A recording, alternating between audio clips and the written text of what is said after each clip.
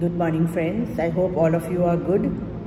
Yesterday I spoke about the prejudice of food. Today I want to talk about the prejudice of color. Being a history student myself, I could never understand why. Why are people persecuted on their color, on their skin? And the irony of things is that in countries like India, the most selling product are products which want to make you fair, which the Indian government has banned today. And the whites come to India during summer to tan their skin. Look at the irony of life.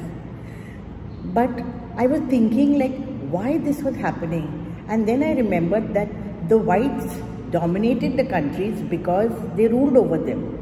And when we got independence back in many of the countries, they had nothing left for them besides the color of their skin.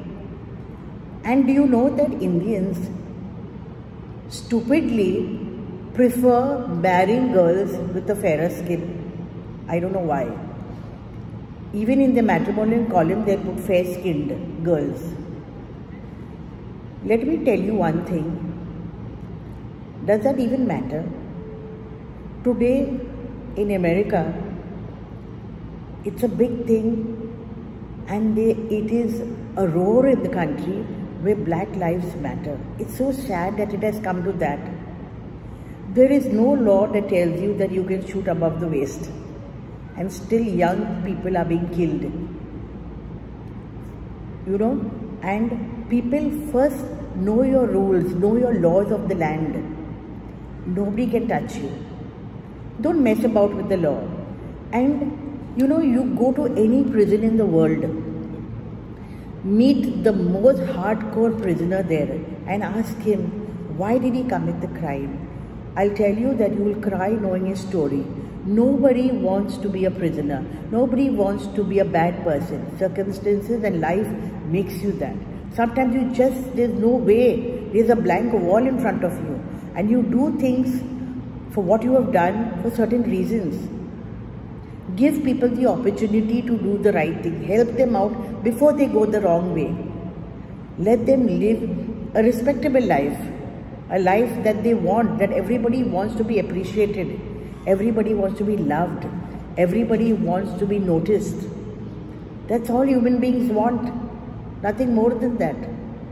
So do not give in to these things.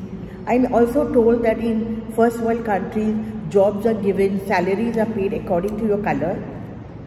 Are we still taking this nonsense in this century?